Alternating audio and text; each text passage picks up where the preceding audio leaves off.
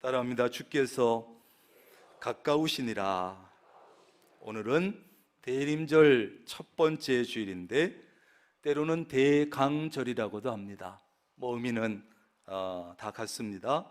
대림절, 대강절. 이 대림절이라고 하는 것은 예수 그리스도의 탄생을 기다리면서 준비하는 절기가 대림절이에요.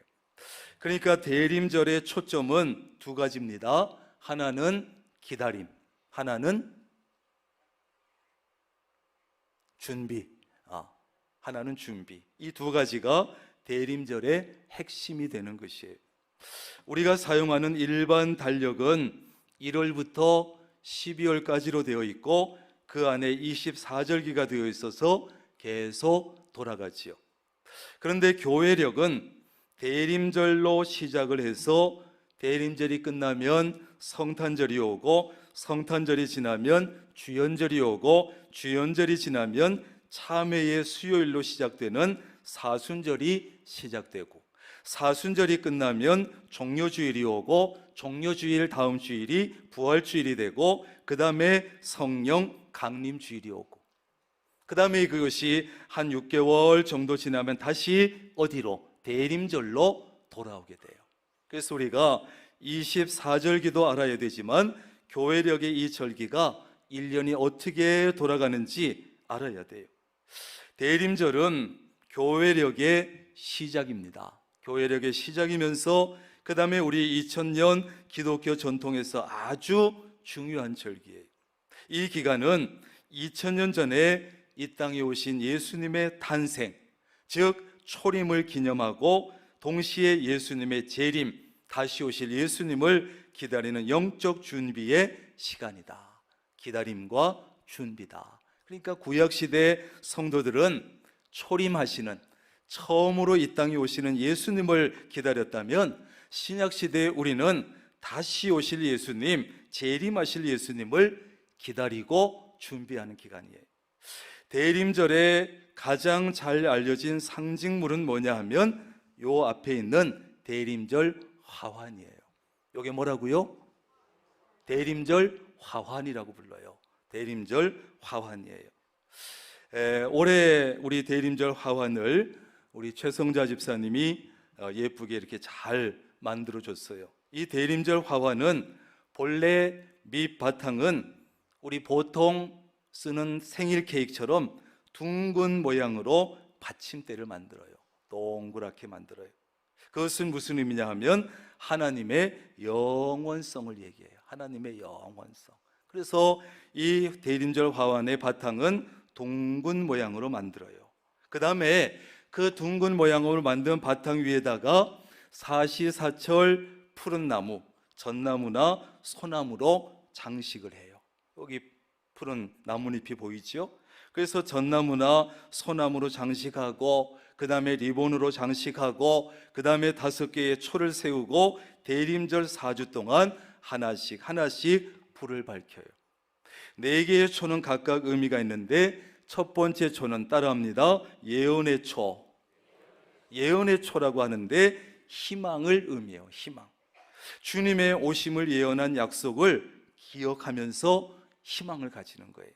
두 번째 초는 베들레헴의 초라고 그러는데 평화를 의미해요. 평화.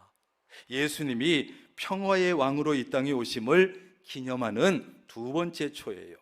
세 번째 초는 목자의 초라고 하는데 구원의 기쁨을 선포하는 거예요. 구원의 기쁨. 그래서 세 번째 붙이는 초는 빨간색, 핑크로 이렇게 되어 있어요. 그래서 네 번째 초는 천사의 초라고 하는데 하나님 사랑의 완성을 나타내요. 그리고 마지막 예수님을 상징하는 가운데 있는 흰색 초는 마지막으로 언제 붙입니까? 대림절이 다 지나고 성탄절 아침에 우리가 불을 밝히게 되죠. 이렇게 완성이 돼요. 이렇게 대림절에 촛불을 하나씩 매주 밝히면서 점점 다가오는 그리스도의 빛을 상징적으로 표현하는 것이에요. 보면 보라색 초가 점점 옅어져서 결국은 하얀색 예수님 초까지 진행이 되죠. 대림절의 교회력의 색은 무슨 색이냐 하면 보라색이에요. 그래서 이 초에도 보라색을 썼지요. 이 강대상 드림천도 보라색을 썼지요. 목사들이 가운을 하게 되면 거기에도 보라색을 쓰게 돼 있어요. 그러면 이 보라색은 무슨 의미냐? 회개와 왕권, 왕권과 회개를 상징하는 색깔이에요. 그래서 대림절은 자신을 돌아보면서 자신의 허물과 잘못을 회개하고 그 당의 왕이신 예수님을 맞이하기 위해서 준비하는 기간이 뭐다? 대림절이다. 대림절. 만왕의 왕이신 예수님이 오신다는데 아무 준비 없이 맞이할 수는 없습니다. 대통령이 어느 곳에 방문을 해도, 인간 대통령이 어느 곳을 방문해도 경호부터 시작해서 모든 것을 철저히 준비하지 않겠어요? 그런데 우리가 만왕의 왕이신 예수님을 오시는데 예수님을 맞이하면서 아무 준비 없이 맞이할 수는 없는 것이에요. 이 대림절의 기원은 초대교회까지 쭉 거슬러 올라갑니다. 초기 기독교는 우리가 아는 대로 엄청난 박해를 받고 핍박을 당하고 어려움 속에서 신앙생활을 했지만 성장했고, 많은 사람들은 주님의 다시 오심을, 재림을 간절히 기다렸어요. 주님 언제 오세요? 빨리 오세요. 어서 오세요. 우리가 너무 신앙생활도 힘들고 박해받고 핍박받는 것도 힘듭니다. 주님 어서 오세요. 간절히 기다렸어요. 초대교회 성도들은 그리스도의 초림을 기념하면서 재림의 소망을 품고 자신을 정결케 하는 시기로 이 대림절 절기를 보낸 것이 지금까지 전통으로 내려옵니다. 예수 그리스도의 재림은 고난 중에서도, 핍박 속에서도 그들의 믿음을 굳건히 지키고 또 그들의 믿음을 지켜온 원동력이 된 것이죠. 힘들지만 그 핍박과 그 고난과 그 박해가 얼마나 심했어요. 그렇지만 이 주님을 바라보는, 다시 오실 주님을 기다리고 그분을 바라보면서 핍박을 참아내고 고난을 참아낸 거예요. 그래서 기독교에 대한 박해가 심하면 심할수록, 신앙생활이 어려우면 어려울수록 그리스도인들은 예수님의 재림을 간절히 바라게 되지요. 마라나타, 주 예수여 오시옵소서. 그래서 요한계시록 마지막은 마라나타, 주 예수여 오시옵소서, 이걸로 끝나는 거예요.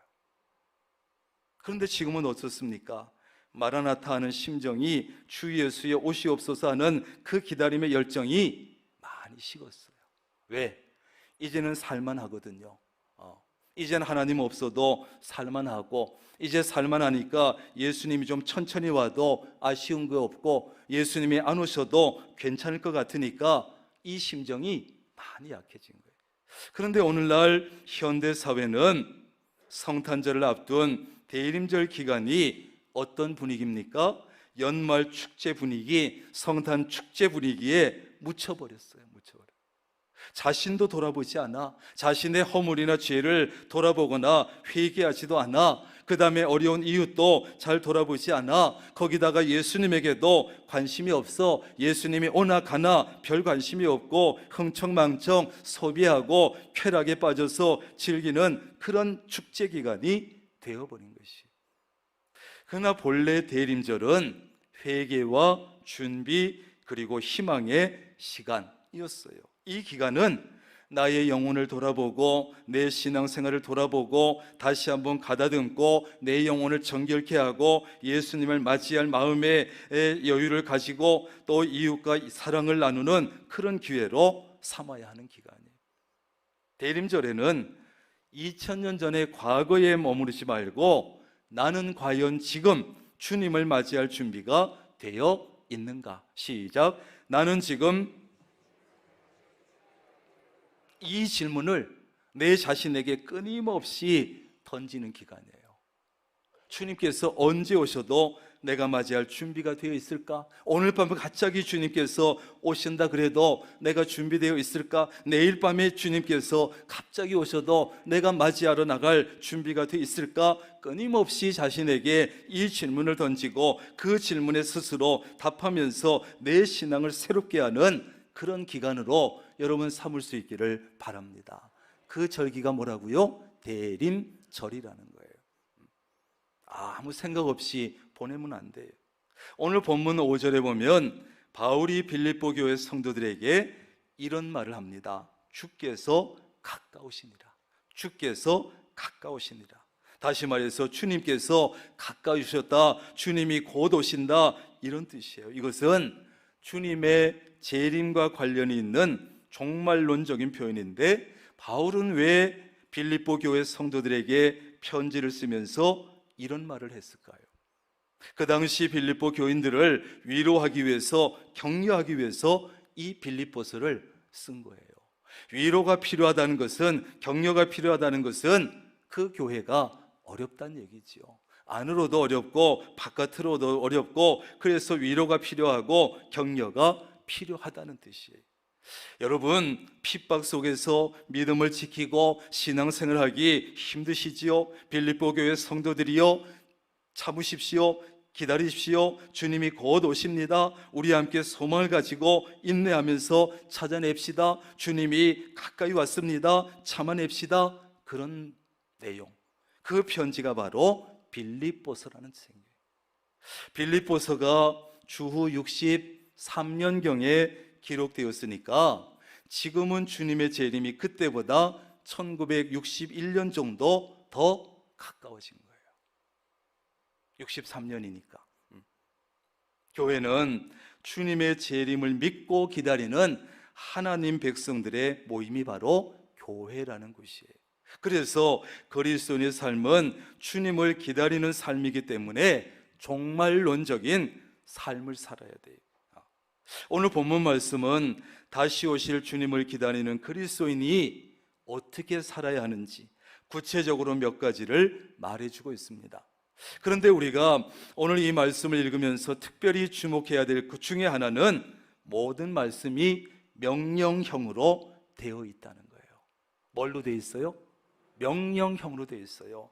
이렇게 해줄래? 이렇게 좀 해주면 좋겠다. 부탁도 아니고 권면도 아니고 명령형으로 되어 있어요. 권면이나 부탁은 여러분 따를 수도 있고 따르지 않을 수도 있지만 명령은 반드시 따라야 되는 거예요. 전쟁터에서는 명령에 따르지 않으면 즉시 죽일 수도 있어요. 그런데 감사한 것은 여러분, 강력하게 명령으로 말씀하셨지만 명령대로 행한 사람에게는 하나님의 놀라운 은혜가 약속되어 있다는 것이에요. 그렇다면 다시 오실 주님을 기다리는 대림절을 우리는 어떻게 보내야 합니까? 더 나아가서 주님의 재림을 믿고 기다리는 그리스도인은 남은 삶을 어떻게 살아야 합니까? 첫째는 항상 기뻐하면서 살아야 돼. 항상 기뻐하면서 살아야 합니다. 항상 기뻐하면서. 여러분, 빌립보서라고 하는 이 서신책은요, 기쁨의 서신이에요. 기쁨의 서신.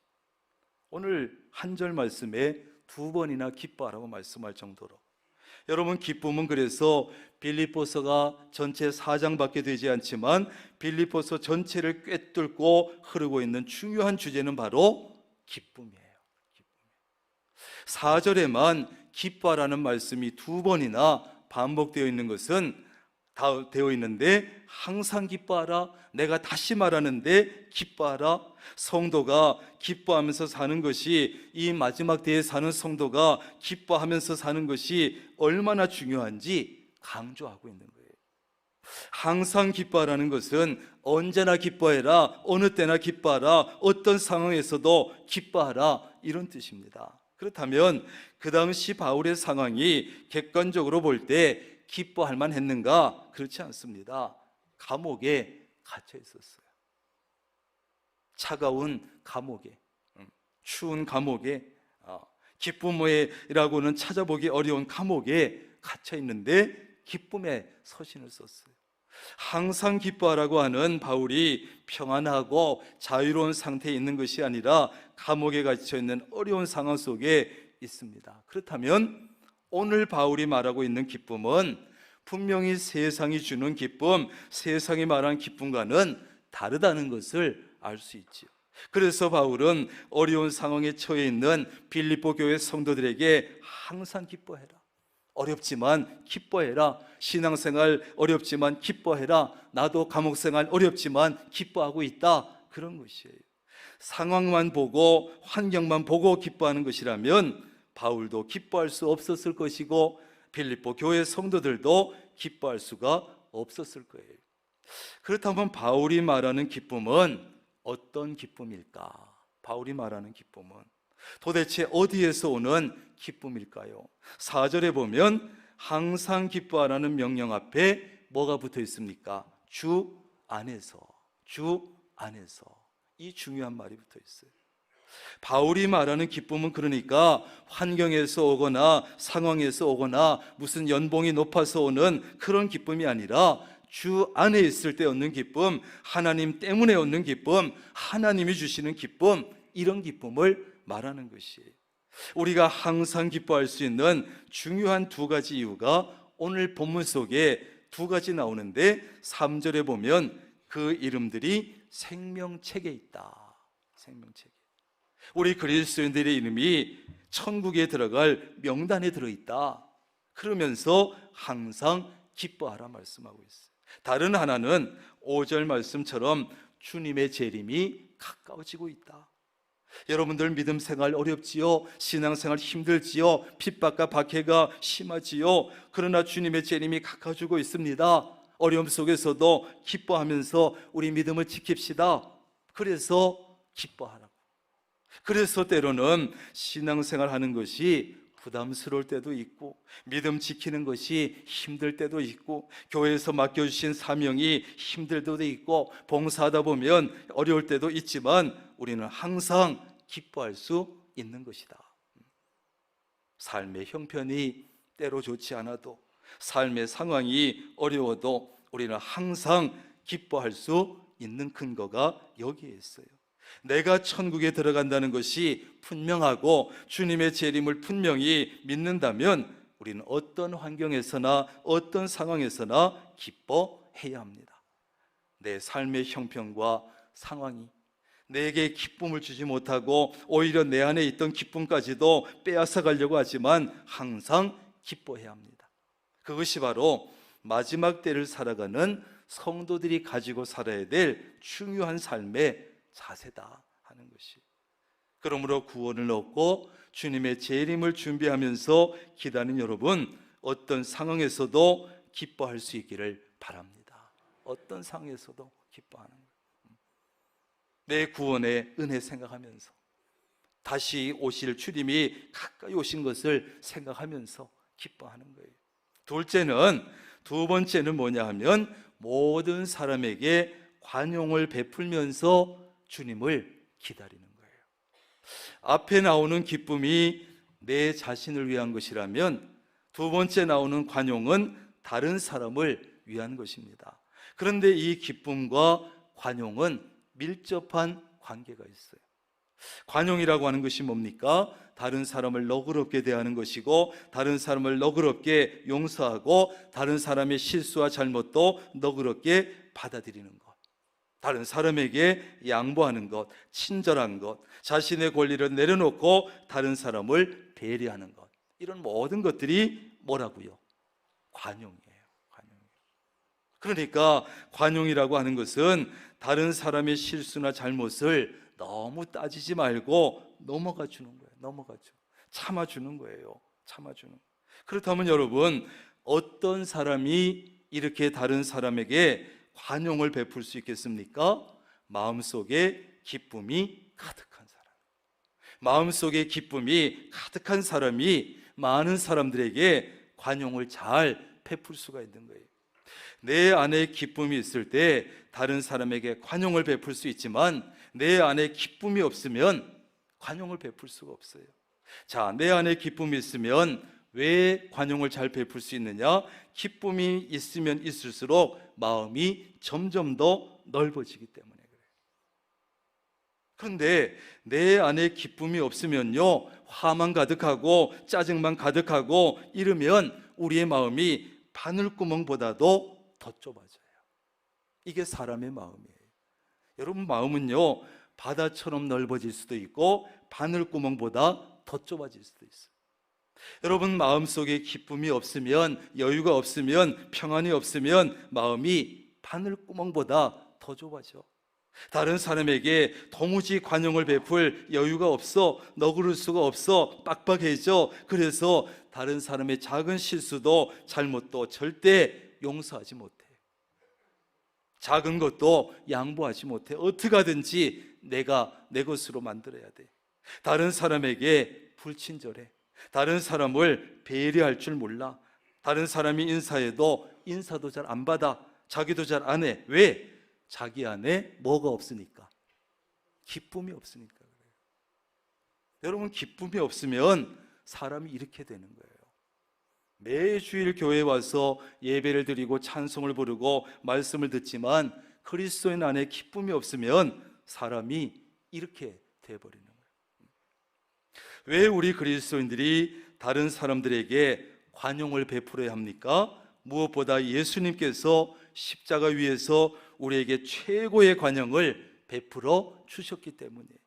만약에 예수님께서 우리에게 관용을 베푸시지 아니하고 우리가 실수한 대로, 우리의 허물대로, 우리의 죄 지은 대로 그대로 심판하셨다면 어떻게 됐을까요? 우리는 죄에서 구원받을 수 없고 천국에 들어갈 수 없을 것이고 이 자리에 와서 예배할 수도 없었습니다. 그런데 예수님께서 십자가를 통해서 관용을 베풀어 주셨기 때문에 우리는 예수님을 통해서 죄에서 구원을 얻고 천국에 들어갈 수 있는 엄청난 은혜 받은 줄로 믿습니다. 그런 은혜를 받았기 때문에 우리도 다른 사람에게 관용을 베풀어야 돼. 사실 우리는 그런 존재가 못 됩니다. 사실 우리는 다른 사람에게 관용을 베풀 만한 인격이 못 됩니다. 그러나 예수님을 통해서 하나님의 놀라운 관용과 은혜를 받았기 때문에 우리는 다른 사람에게 관용을 베풀어야 돼요. 베풀어야 합니다. 베풀어야 합니다. 예수님 때문에 베푸는 거예요. 본래 내 인격은 그 정도가 못 돼. 내 마음은 본래 좁아. 그렇지만 예수님 때문에 관용을 베풀어야 돼. 빚을 갚는 심정으로 억지로라도 관용을 베풀면서 살아가시기를 바랍니다. 억지로라도 내 인격 가지고는 부족하지만 억지로라도 예수님 때문에. 그런데 오늘날 우리 그리스도인들의 모습이나 교회의 모습은 과연 어떤가? 불신자들의 눈에 비치는 오늘날 그리스도인들의 모습이나 우리 교회의 모습은 어떨 것 같습니까? 불신자들보다 오히려 관용을 베풀지 못하고 있는 것은 아닐까? 속은 좁아 터지고 예수쟁이들이 옹졸하고 작은 일을 가지고도 욕심부리고 작은 일을 가지고도 다투고 아웅다웅하고 고집불통에다가 너그럽지 못하고 남을 배려할 줄도 모르고 한번 삐지면 절대 풀지 아니하고 남의 실수와 잘못을 보면 절대 용서하지 않는, 혹시 그런 모습을 가지고 있지는 않은가? 그렇게 하면 전도의 문까지도 막히게 돼요. 여러분, 전도의 가장 큰 장애물은 그리스도인들이라고 하는 이런 심한 말까지 나오고 있어요. 여러분, 이런 말을 들어서 되겠어요? 전도의 가장 큰 장애물이 그리스도인이다. 들어서는 안 되는 말이에요. 구원받은 그리스도인답게, 또 예수님의 재림을 준비하면서 기다리는 그리스도인답게 관용을 모든 사람에게 여러분 알게 해야 되고 나타내야 되고 보여주는 여러분 되시기를 바랍니다. 관용을 통해서 여러분 그리스도인이 어떤 사람인지, 교회가 어떤 곳인지 세상에 알려줘야 돼요. 마지막 세 번째는 아무것도 염려하지 말고 모든 일에 기도하되 감사함으로 기도하라는 거예요. 염려하지 말라는 것은 따라합니다. 염려를 중단하라, 이런 뜻이에요. 염려하지 말라는 것은 염려하던 것을 잘라버려라, 중단해라. 여러분, 염려를 잘라버리고 중단하고 염려하는 것을 해결할 수 있는 가장 좋은 방법은 기도와 간구입니다. 기도와 간구. 이거 외에는 염려를 잘라버리고 중단하기 어려워요. 기도와 간구로 잘라버려야 돼요. 하나님께로 마음을 향하고 필요한 것이 있으면 하나님께 아뢰는 것입니다. 바울이 빌립보 교회 성도들에게 염려하지 말라고 한 것은 그 당시에는 두 가지 이유가 있었을 겁니다. 하나는 바울이 감옥에 갇혀 있었기 때문에 몹시 걱정하고 염려하는 그들에게 빌립보 성도들이여 나를 위해 염려하지 말고 나를 위해서 기도해 주세요, 그런 것이고, 다른 하나는 그 당시 빌립보 교회 성도들이 여러 가지 어려움을 당하고 있었고 교회 안과 밖에서 갈등이 있었고 어려움이 있었고 미래에 대한 염려가 있었기 때문에 염려하지 마라 했을 거예요. 그래서 아무것도 염려하지 마십시오, 그리고 모든 일에 기도하라고 한 것이, 많이 힘들고 불안하고 어렵겠지만 불평하지 말고 원망하는 마음으로 기도하지 말고 감사하는 마음으로 기도하라는 것이. 왜요? 주님의 재림이 가까워지고 있으니까. 얼마 있지 않으면 주님이 오시니까. 주님의 재림이 가까워지고 있는데 개인적인 삶이 좀 어렵다고 해서, 교회가 좀 어렵고 힘들다고 해서 불평하고 원망하고 염려할 때가 아니라는 거예요. 지금 그럴 시간이 있으면 기도하라는 거예요. 하나님께 구할 것이 있으면 불평하는 마음으로 하지 말고 원망하는 마음으로 하지 말고 감사하는 마음으로 아뢰라는 것이. 우리의 기도와 간구는 여러분, 일방적으로 하나님께 때를 쓰는 그런 기도가 되어서는 안 됩니다. 금식 기도를 할지라도 그 금식은 하나님께 때를 쓰거나 하나님을 협박하거나 이런 기도가 아닙니다. 나의 간절함을 하나님께 드리는 것이죠. 전적으로 우리는 하나님의 처분에 맡기고 하나님의 뜻에 맡기고 겸손하게 기도하고 어떤 응답을 주시든지 순종해야 되는 것이에요. 여러분, 우리는 주님의 재림을 준비하면서 기다리고 있습니다. 주님의 재림에 초점을 맞추고 준비하는데 최선을 다해야 합니다. 불평하고 원망하고 염려하는 마음이 그것을 방해하도록 방치해서는 안 돼요. 아무것도 염려하지 말고 모든 일에 기도로 하나님께 아뢰야 합니다. 나의 개인적인 어려움이 있으면 나의 개인적인 형편을 아뢰고, 교회 상황이 어려운 것이 있으면 교회 상황은 하나님께 다 아뢰는 거예요. 이때 중요한 것은 내가 지금까지 받은 하나님의 은혜를 기억하고 내가 지금까지 받은 은혜를 되새겨서 감사함으로 하나님께 도움을 요청하는 거예요. 무엇이 어려울지라도 무엇이 없을지라도 그걸 불평하는 마음이 아니라 과거에 베푸신 은혜를 생각해서 감사함으로 도움을 요청하는 거예요. 그리고 나서 이제 하나님의 격려와 하나님의 위로하심과 하나님의 도우심을, 응답을 기다리는 거예요.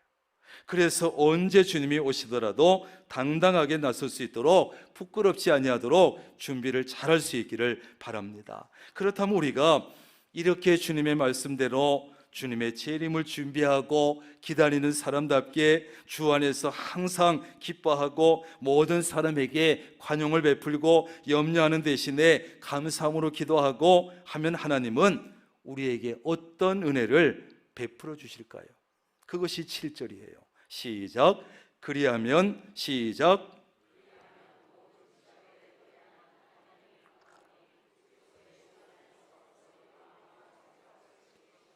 아멘.